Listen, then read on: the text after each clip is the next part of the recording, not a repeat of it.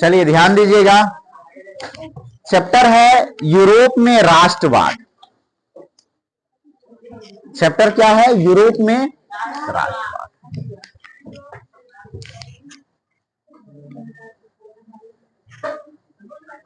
Europe में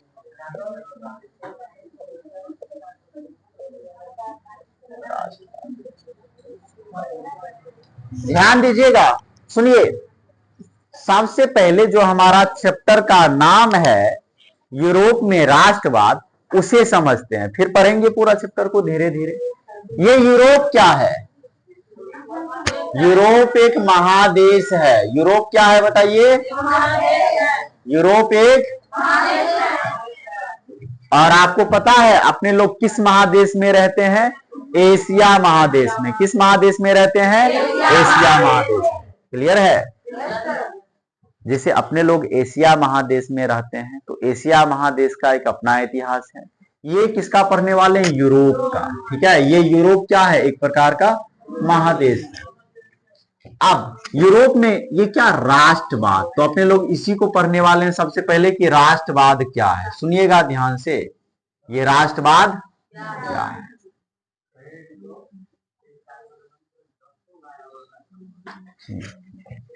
राष्ट्रवाद एक ऐसी विचारधारा है जो किसी विशेष भौगोलिक, आर्थिक, राजनीतिक क्षेत्र में एकता का प्रसार करती है। बताइए, राष्ट्रवाद क्या लिखेंगे? राष्ट्रवाद एक ऐसी विचारधारा है। राष्ट्रवाद एक ऐसी विचारधारा है जो किसी विशेष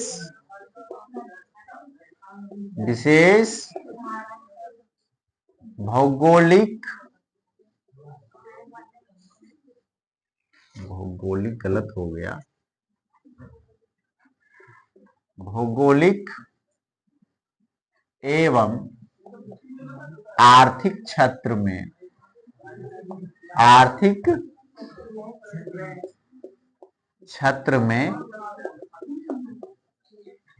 एकता का प्रसार करती है। प्रसार मतलब फैलाना, एकता का प्रसार।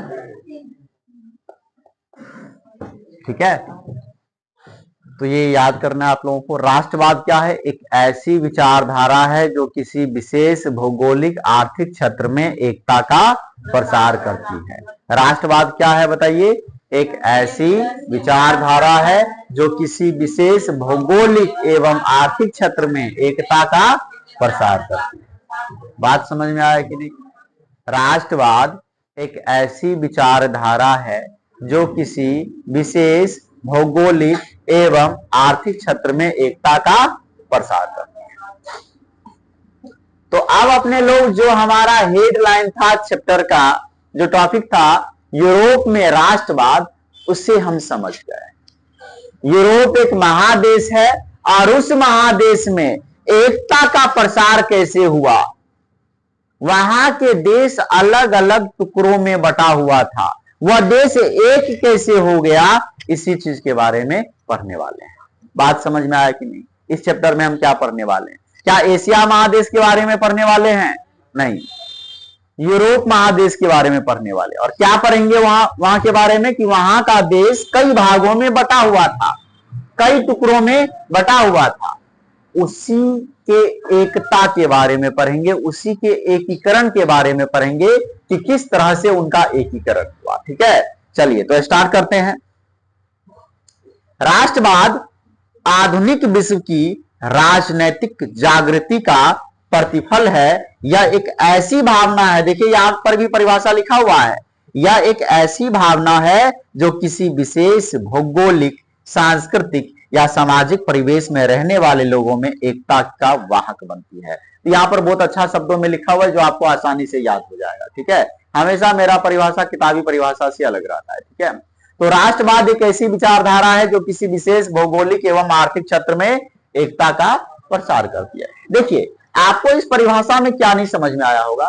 राष्ट्रवाद एक ऐसी विचारधारा है जो किसी विशेष भौगोलिक नहीं समझ में आया होगा, आर्थिक नहीं समझ में आया होगा, क्षेत्र में एकता का प्रचार करती है। भौगोलिक मतलब ये पूरा जो भूमि है, ये पूरा जो पृथ्वी है, उसका कोई एक हिस्सा, कोई एक निश्चित हिस्सा, वही हो गया भौगोलिक क्षेत्र।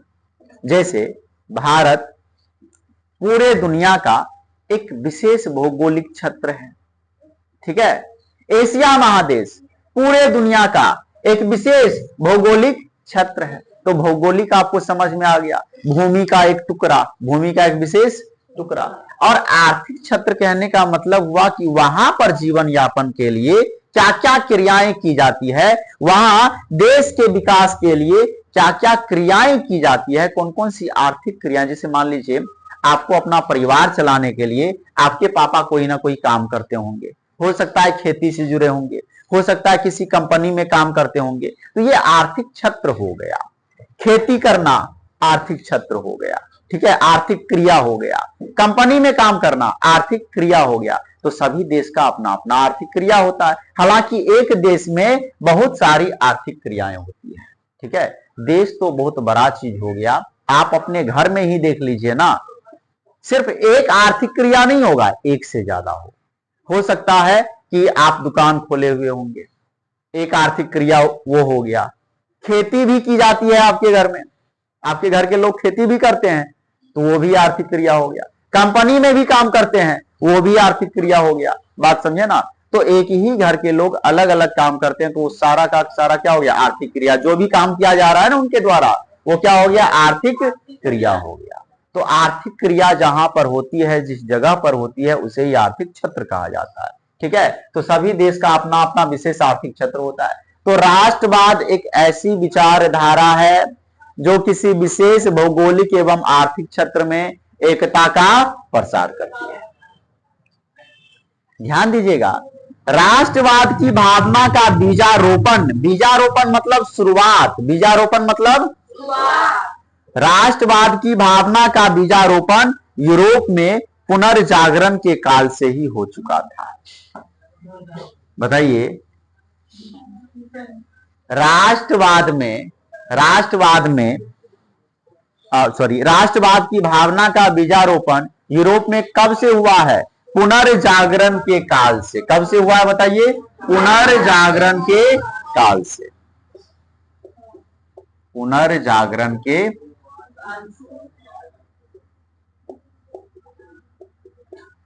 काल मतलब क्या होता है पता है आपको, समय, ठीक है। सुनिए, परंतु 1789 ईस्वी की फ्रांसीसी क्रांति से यह उन्नत प्रकट रूप में मतलब सामने आया। शुरुआत हुआ है पुनर्जागरण के काल से ही। ये राष्ट्रवाद का शुरुआत कब हुआ है बताइए, पुनर्जागरण के काल से ही। लेकिन ये उन्नत रूप में, ये राष्ट्रवाद नाम की जो भावना है, ये उन्नत रूप में कब सामने आया, 1789 ईस्वी के फ्रांसीसी क्रांति के दौरान। 1789 ईस्वी के, क्या आप ये पढ़ चुके हैं बताइए, फ्रांसीसी क्रांति के बाद, यहां पढ़े हैं ना 9th क्लास में। 19वीं शताब्दी में यह उन्नत एवं आक्रामक रूप में सामने आ गई। इसके कारण भी यथेष्ट थे और परिणाम भी युगांतकारी रहे। ध्यान दीजिएगा, 19वीं शताब्दी तक आते आते, 19वीं शताब्दी तक आते आते ये राष्ट्रवाद नाम की जो भावना है, ये और ज्यादा उन्नत एवं आक्रामक हो गई। उन्नत एवं आक्रामक हो गई। आक्रामक मतलब मारपीट और एक्शन से भरपूर, ठीक है। आक्रामक मतलब मारपीट पर उतारू हो गया। ये भावना पहले तो मन में जन्म लिया, हाँ, मन में ही जन्म लिया ये भावना, और बाद में मारपीट सब शुरू हो गया। बात समझे ना इस भावना के तहत। तो चलिए, राष्ट्रवाद एक ऐसी विचारधारा है जो किसी विशेष भौगोलिक एवं आर्थिक क्षेत्र में एकता का प्रसार करती है। ये राष्ट्रवाद की शुरुआत कब से हुई है? पुनर्जागरण के काल से ही। उन्नत रूप में कब आया? 1789 ईस्वी के फ्रांसीसी क्रांति के बाद। और आक्रामक रूप में कब आया? 19वीं शताब्दी। 3-4 क्वेश्चन आपका यहां से अभी तक क्लियर हुआ है, ठीक है।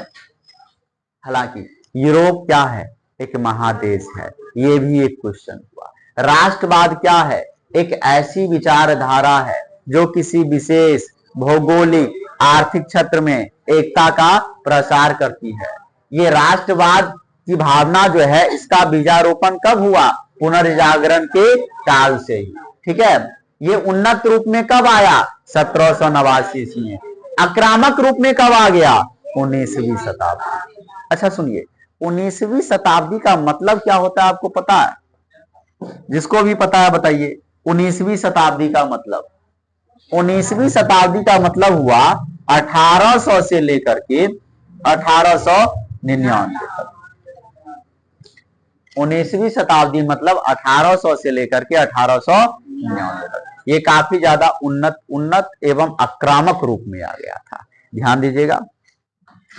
यूरोप में राष्ट्रता की भावना के विकास में फ्रांस की राज्य क्रांति, कहा गया कि यूरोप में जो राष्ट्रवाद नाम की भावना का जो उदय हुआ है और राष्ट्रवाद का जो विकास हुआ है, उसका कारण क्या सब था? तो संक्षेप में कुछ कारण यहां पर दिया हुआ है, जिसे फ्रांस की राज्य क्रांति। देखिए,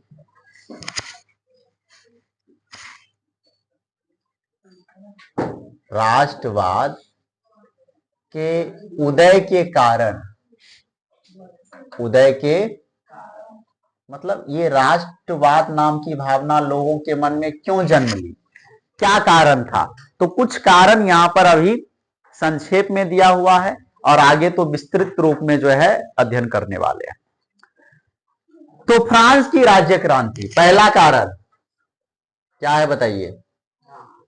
फ्रांस की राज्य क्रांति, मतलब फ्रांस में जो है ना तरह तरह की क्रांति हो रही है, तो उसके कारण भी राष्ट्रवाद की भावना का उदय हुआ। दूसरा, नेपोलियन का आक्रमण, नेपोलियन का आक्रमण, ठीक है। तो ये दो, हाँ, नेपोलियन नहीं, आदमी का नाम है, खतरनाक आदमी था ये, ठीक है। तो राष्ट्रवाद के उदय के कारण, पहला फ्रांस की राज्य क्रांति और दूसरा नेपोलियन का आक्रमण, इन दो कारणों से राष्ट्रवाद का उदय हुआ। अभी तक देखिए आपका कितना क्वेश्चन क्लियर हुआ है। सबसे पहला क्वेश्चन का जवाब दीजिए आप कि यूरोप क्या है, देश है कि महादेश है? यूरोप एक महादेश है। राष्ट्रवाद क्या है? एक प्रकार की विचारधारा है। राष्ट्रवाद एक ऐसी विचारधारा है जो किसी विशेष भौगोलिक आर्थिक क्षेत्र में एकता का प्रसार करती है। राष्ट्रवाद का शुरुआत कब हुआ है? बीजारोपण कब हुआ है? पुनर्जागरण के काल से। ये आक्रामक उन्नत रूप में कब आया? 1789 ईस्वी के फ्रांसीसी क्रांति के बाद। अच्छा, यहां से एक और क्वेश्चन बन रहा है कि फ्रांसीसी क्रांति कब हुई? 1789 ईस्वी में। आक्रामक रूप में कब आया? 19वीं शताब्दी। राष्ट्रवाद के उदय के कारण क्या थे? दो कारण थे, पहला फ्रांस की राज्य क्रांति और दूसरा नेपोलियन का आक्रमण। अच्छा, आप फ्रांस इसमें देखिए कहां पर है, इस नक्शा में फ्रांस देखे हुए है ना, ये है फ्रांस, ठीक है। इंग्लैंड का पड़ोसी है, जर्मनी का पड़ोसी है, इटली ऑस्ट्रिया ये सबका पड़ोसी है फ्रांस, ठीक है। चलिए, तो पड़ोसी के साथ ही इसका लड़ाई झगड़ा होता है, वही पूरा वर्णन है इसमें।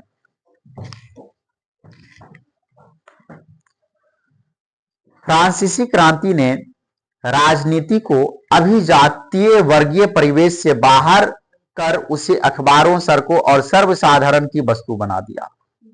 अच्छा, अभिजातीय वर्ग का मतलब क्या होता है? सुनिए, अभिजातीय वर्ग का मतलब समाज का ऐसा वर्ग जिसमें पूंजीपति, उच्च जाति के लोग शामिल हो। पूंजीपति होंगे, जमींदार होंगे या उच्च जाति के लोग होंगे, ठीक है, उसे ही कहा जाता है अभिजातीय वर्ग। उसे क्या कहा जाता है? देखिए दो वर्ग होता है, एक अभिजातीय वर्ग होता है जो कि आपके इतिहास में वर्णन है, एक अभिजातीय वर्ग का और दूसरा सर्वहारा वर्ग का, एक अभिजातीय वर्ग और दूसरा। तो समाज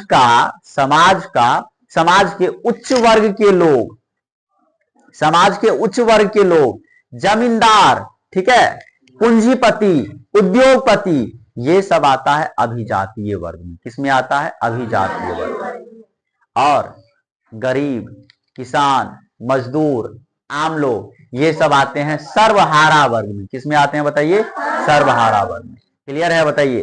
तो कहा गया कि ये सब जो क्रांति हुआ है ना, ये जो फ्रांसीसी क्रांति हुई है, तो ये क्रांति राजनीति को अभिजातीय वर्ग से निकाल करके सर्वसाधारण की वस्तु बना दिया।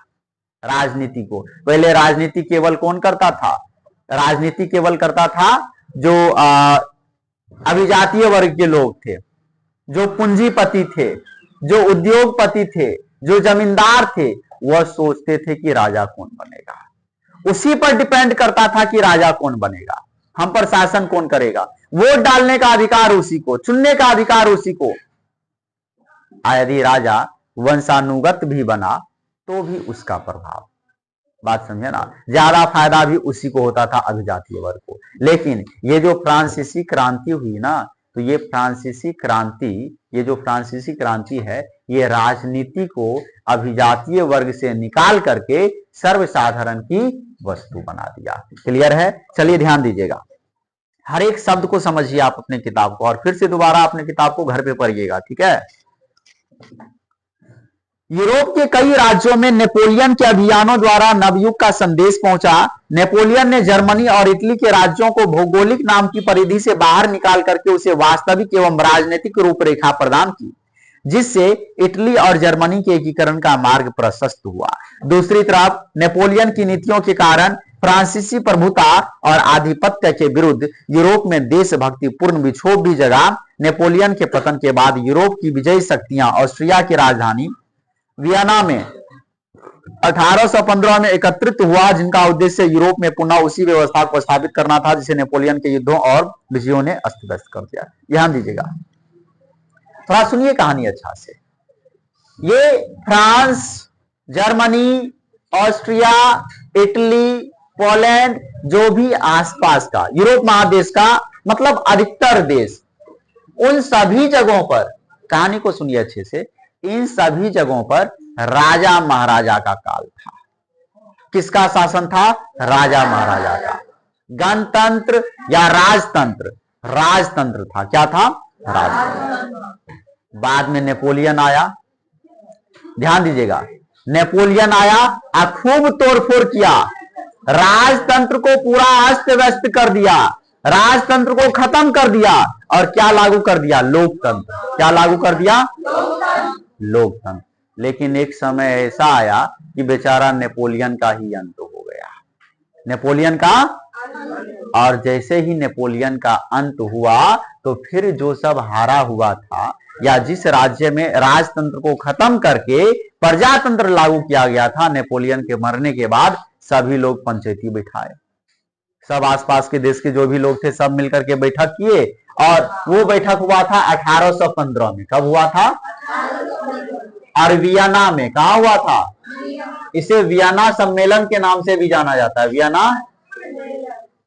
ये सब बैठक किया और सोचा, ये डिसीजन लिया कि ये जो गणतंत्र लागू है ना, पहले तो राजतंत्र था ना पहले से, ये नेपोलियन आया और गणतंत्र लागू कर दिया, फिर से पुरानी व्यवस्था को लागू किया जाए, फिर से राजतंत्र को लागू किया जाए। बात समझे ना? चलिए, तो इससे आए का कहानी अगले क्लास में पढ़ेंगे, इतना आप लोग पढ़ के आइएगा, ठीक है। चलिए रुकिए, होमवर्क ले लीजिए।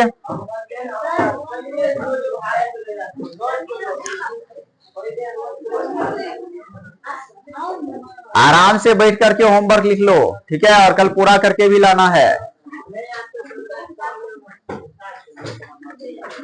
गणित में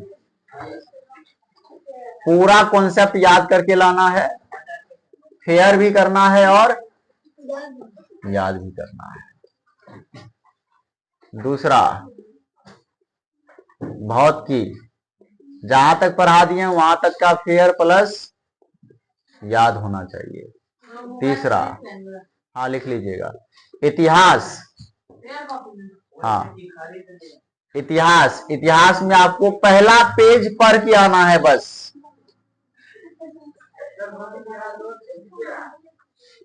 और इस राष्ट्रवाद का परिभाषा याद करके लाइएगा कम से कम। पहला पेज आप अच्छे ढंग से पढ़ के आइएगा, जो पढ़ा दिए हैं उसमें कहीं भी दिक्कत होगा कोई शब्द समझने में तो आकर के पूछना है। हाँ, नोट्स कल मिल जाएगा। इतिहास का नहीं मिलेगा, इतिहास का जो भी लिखाते हैं लिख लीजिए।